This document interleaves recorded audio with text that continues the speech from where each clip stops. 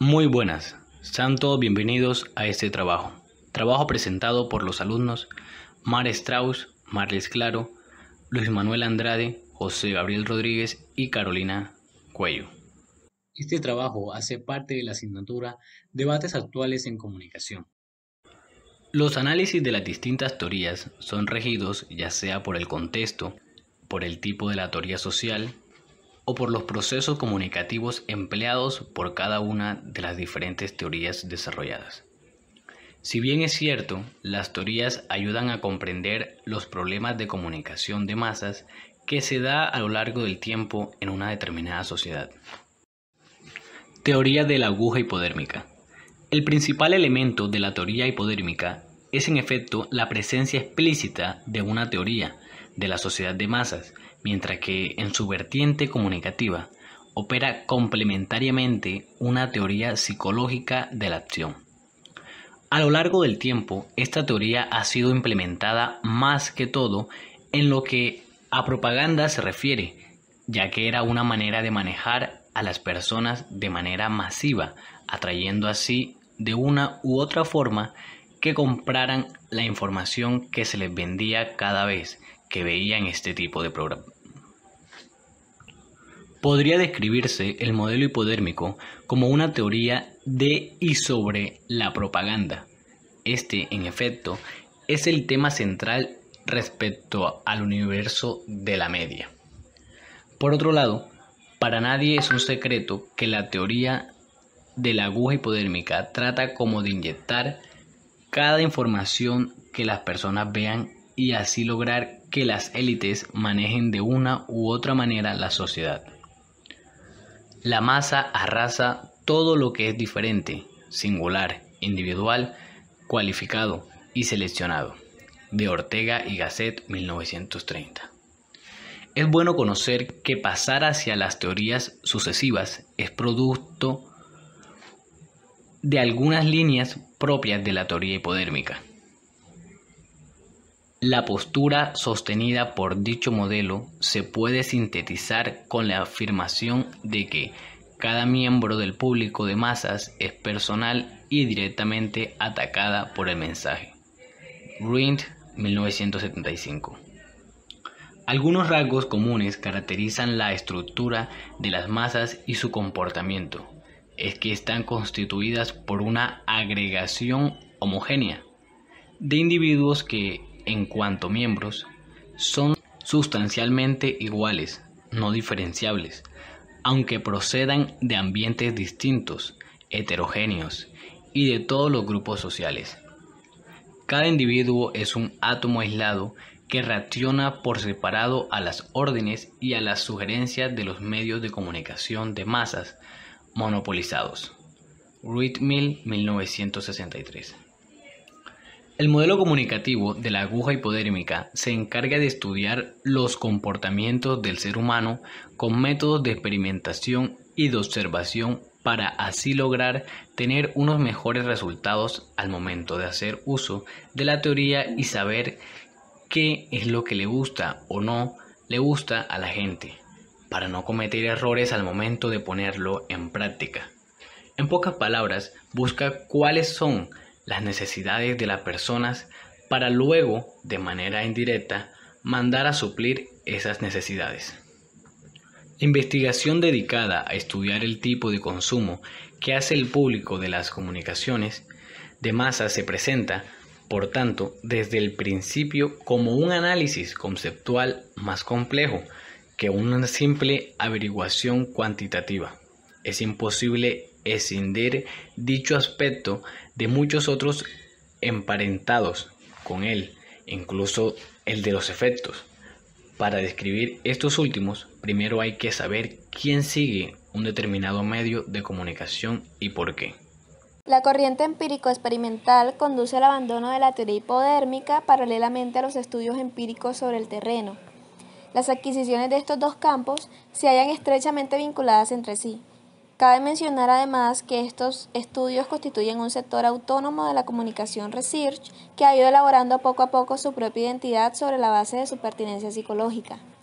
La teoría Consiste sobre todo en la revisión del proceso comunicativo, entendido como una relación mecanicista e inmediata entre estímulo y respuesta.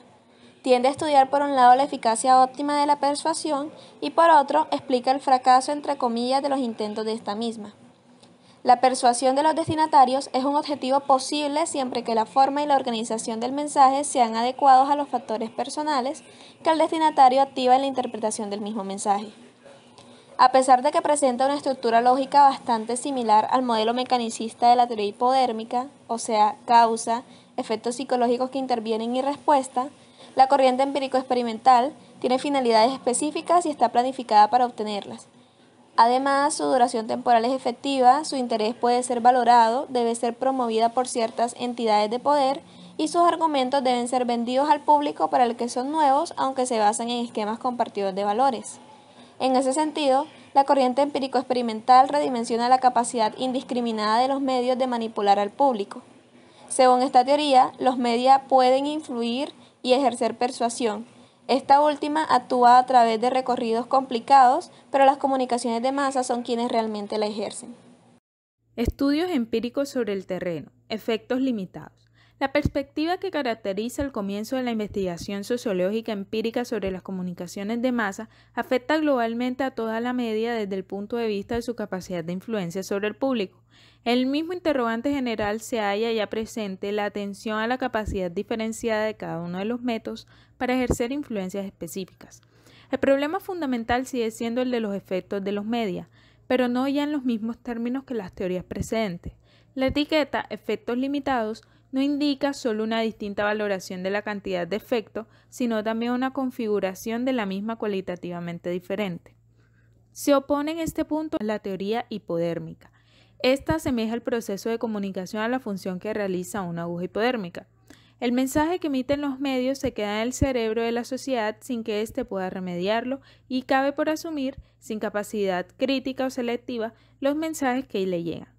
No obstante, el esquema comunicativo de ambas teorías es unidireccional. Así, el mensaje siempre va de los medios a la sociedad. Si bien la teoría de los efectos limitados presupone a la sociedad capacidad selectiva con respecto a los mensajes. La teoría funcionalista de las comunicaciones de masas. La teoría funcionalista de la media representa el mentis más explícito al lugar común, según el cual la crisis del sector obedecería fundamentalmente a la indiferencia, al desinterés, a la distancia entre teoría social y general, communication research para gran parte de los estudios mediológicos. Esto no parece del todo convincente, o al menos si hay carencia de un paradigma teórico general. Ha sido más a un nivel comunicativo que sociológico. Además, en este caso particular, el cuadro interpretativo sobre la media se remite explícita y programáticamente a una teoría sociológica bastante compleja como el estructural funcionalismo. Antes de ilustrar el modelo, hay que precisar algunos rasgos generales. También la teoría funcionalista de la media representa básicamente una visión global de los medios de comunicación de masas en un conjunto. Es cierto que sus articulaciones internas establecen diferencias entre géneros y medios específicos, pero la observación más significativa es la que tiene que explicitar las funciones desarrolladas por el sistema de las comunicaciones de masas. Si la teoría hipodérmica se remitía al objetivismo conductista y describía la acción comunicativa como una simple relación mecánica de estímulo y respuesta, disminuyendo la dimensión subjetiva de la elección en favor de la manipulabilidad del individuo y sobre todo reduciendo la intervención humana a una lineal relación de casualidad. La teoría sociológica del estructural funcionalismo describe en cambio la acción social y no el comportamiento, en su adherencia a los modelos de valor interiorizados e institucionalizados. No ya la sociedad como medio para la persecución de los fines de los individuos, sino que son estos últimos los que pasan a ser, en cuanto prestan una función, medio para la persecución de los fines de la sociedad y en primer lugar de su supervivencia autorreguladas. De Leonardi, 1976, página 17. Teoría crítica.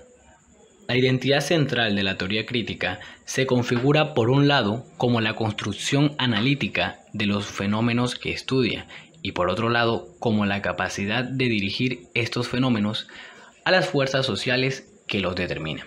La teoría crítica propone hacer cosas que la sociedad siempre evita o retrasa, es decir, una teoría social implica una evaluación crítica del propio desarrollo científico.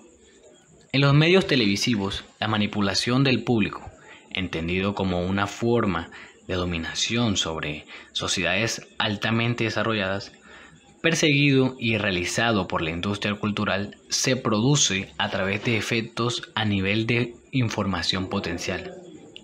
Cabe mencionar que esta manipulación se debe a la falta de juicio.